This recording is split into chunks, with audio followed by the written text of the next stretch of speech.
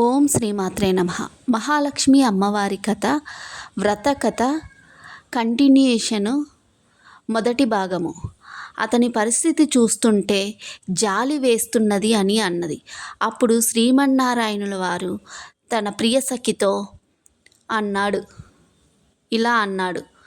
ప్రియసఖి, మానవులు తమ తమ పూర్వజన్మ పాపపుణ్యాల ఫలంగా సుఖదుఖాలను అనుభవిస్తారు. పూర్వజన్మ కర్మఫలం పూర్తవగానే కృష్ణశర్మకు తప్పక మంచి రోజులు వస్తాయి. సమస్యలన్నీ తీరి సుఖంగా జీవిస్తాడు అని అన్నాడు. అప్పుడు ఆ తల్లి ఇలా అన్నది. ఏమి సుఖం స్వామి, కుమార్తెల వివాహము ఇంకా కాలేదు. వారికి యుక్త వయసు దాటిపోతున్నది. కాలి నొప్పి పూర్తిగా తగ్గకముందే తిరిగి ఇప్పుడిలా జరిగింది. ఎప్పటికీ పూర్తిగా కోలుకుంటాడో కదా అని అన్నది. ఓ దేవి, త్వరలోనే అతని కష్టాలన్నీ తీరిపోగలవు. నీవు చింతింపవలదు. నీ మనసు నేనెరిగితిని. నీ బిడ్డల బాధ నువ్వు చూడలేకపోతున్నావు. ఆ సంగతి నాకు తెలియదని కాదు.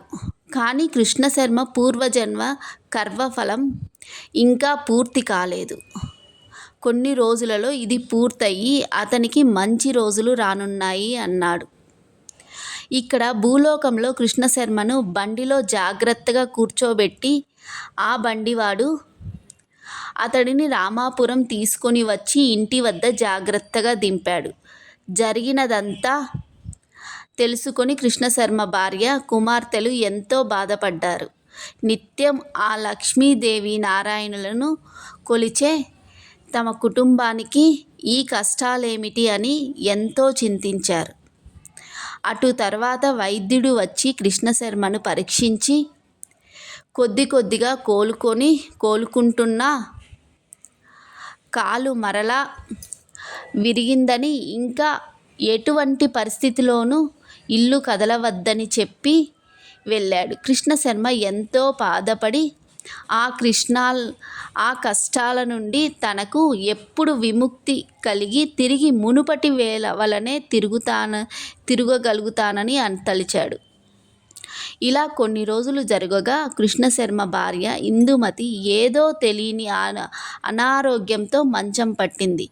తల్లిదండ్రులిద్దరూ మంచాల పాలవడంతో ఆ కుమార్తెల పరిస్థితి వర్ణాతీతం. లోకంలోని కష్టాలన్నీ తమకే వచ్చాయని తలిచారు. వైకుంఠంలో శ్రీమన్నారాయణుల వారికి సపర్యలు చేస్తున్న శ్రీ మహాలక్ష్మి ఓకింత కోపం తెచ్చుకొని తన పెనిమిటితో ఇలా అన్నది. ఓ నాథా, ఏమిటి ఈ వైపరీత్యం? కృష్ణశర్మ మంచం పట్టి బాధపడుతుండగా భార్య ఇందుమతికి కూడా అనారోగ్యము రావటం ఏమిటి? ఎందుకు వీరికి ఇన్ని బాధలు?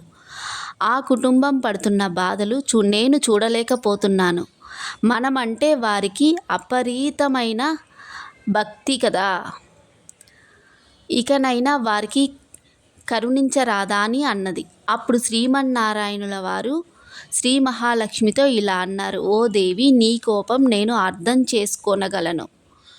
వారు మన ప్రియభక్తులన్నది నిజమే. కానీ వారి పూర్వజన్మ కర్మఫలం ఇంకా పూర్తి కాలేదు. అది అయిన తర్వాత వారు సుఖంగా జీవించే రోజులు వస్తాయి అని అన్నాడు. ఆ మాటలకు జగన్మాత, స్వామి, మీరు చెప్పినది బాగానే ఉన్నది. కానీ ఆ రోజులు వచ్చేదాకా అసలు ఈ కుటుంబం బతికుంటుందా అని అనిపిస్తున్నది. మీరు వెంటనే వారిని కరుణించవలసినది అని అన్నది. అందుకు శ్రీమన్నారాయణుడు కృష్ణశర్మ కుటుంబంలోని కష్టాలన్నీ త్వరలోనే తొలగిపోతాయని అన్నాడు.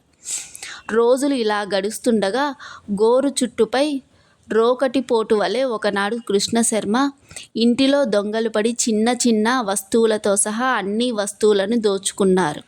ఆ కుటుంబం బాధ ఇంత అంత అని చెప్పలేము. ఇదంతా గమనించిన శ్రీ మహాలక్ష్మి హృదయ బాధతో నిండిపోయింది.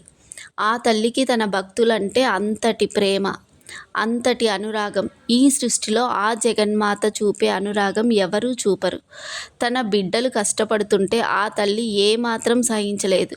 కృష్ణశర్మ కుటుంబం పడుతున్న కష్టాలు చూసి ఆ తల్లి హృదయం ద్రవించింది. వెంటనే శ్రీమన్నారాయణుల వారితో ఇలా అన్నది, స్వామి, ఇది చాలా అన్యాయం. మీరు ఆ కుటుంబంపై ఏమాత్రం కరుణ చూపటం లేదు. ఇక నేను ఏమాత్రం ఉపేక్షించను. మీరు రక్షించకపోతే నేను వెళ్ళి రక్షిస్తాను అని కోపంగా అన్నది. అప్పుడు శ్రీమన్నారాయణుడు, దేవి, నీ బాధ నేను అర్థం చేసుకొనగలను. ఒక్కరోజు ఓపిక పట్టు. ఈ రోజుతో వారి కర్మఫలం పూర్తయినది. రేపటి నుంచి మంచి రోజులు వస్తాయి అన్నాడు. అప్పుడు జగన్మాత శ్రీమన్నారాయణుల వారితో ఇలా అన్నది, స్వామి, ఇంకా ఏమాత్రం నేను ఉపేక్షించలేను. వారి బాధలు చూడలేకపోతున్నాను. మీరన్నట్టు రేపు ఒక్కరోజు చూస్తాను. లేని ఎడల నేను స్వయంగా రేపు వారింటికి వెళతాను. ఆ మరనాడు ఆ దేశపు రాజుగారి నుండి కృష్ణశర్మకి ఆస్థాన పండితునిగా నియమిస్తూ ఆహ్వాన పత్రం వచ్చింది. ఆ నియామకం పత్రం తీసుకోవచ్చిన భటులు ఎన్నో కట్న కానుకలు తెచ్చారు. ఇవన్నీ చూసిన ఆ కుటుంబం ఆనందానికి అంతులేదు. ఇన్ని రోజులకు తమ కష్టాలు తీరాయని సంతోషించారు. శ్రీ లక్ష్మీనారాయణులను ఎన్నో విధాలుగా స్తుతించారు. వైకుంఠంలోని శ్రీ మహాలక్ష్మి కూడా ఎంతో సంతోషించింది. కొంతకాలానికల్లా ఆ కుటుంబం ఆర్థికంగా ఎంతో ఎదిగి కృష్ణశర్మ కుమార్తెలిద్దరి వివాహము మంచి వరులతో జరిగింది. కృష్ణశర్మ దంపతులిద్దరూ జీవించినంతకాలం సుఖంగా జీవించి చివరన ముక్తిని పొందారు.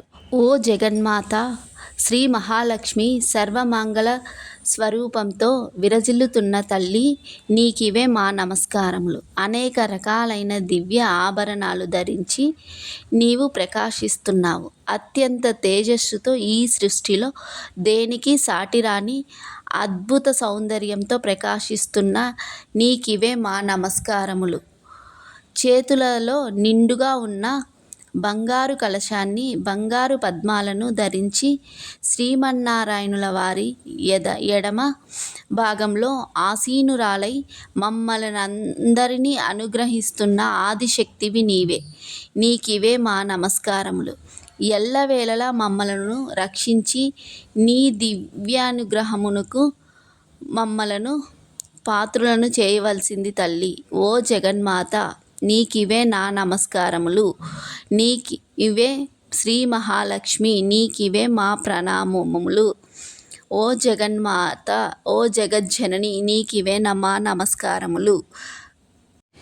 ఈ రోజుతో మొదటి అధ్యాయము పూర్తి అయినది.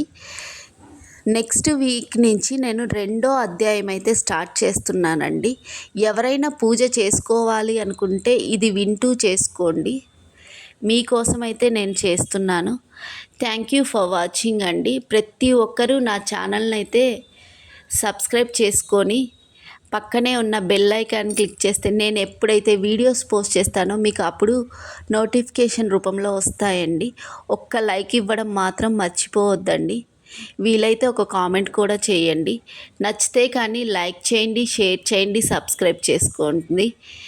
ఇలాగే నన్ను ఆదరిస్తున్న మీ అందరికీ కృతజ్ఞతలండి. స్కిప్ చేయకుండా ఫస్ట్ నుంచి లాస్ట్ దాకా అయితే వినండి. ఈ కథ విన్నవారికి ఖచ్చితంగా అయితే కష్టాలైతే తీరుతాయండి. ఇది నమ్మదగిన సత్యం కాబట్టే నేను చేస్తున్నాను అండి. నేను చేసి మీకైతే వీడియోస్ అయితే పెడుతున్నాను.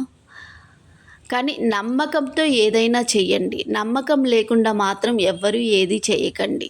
ప్రతి ఒక్కరు ఎవ్వరు చెప్పినా ఇదే చెప్తారండి. నమ్మకం మనకంటూ నమ్మకం ఉండాలి. ఇలాగే నన్ను ఆదరిస్తున్న మీ అందరికీ కృతజ్ఞతలండి.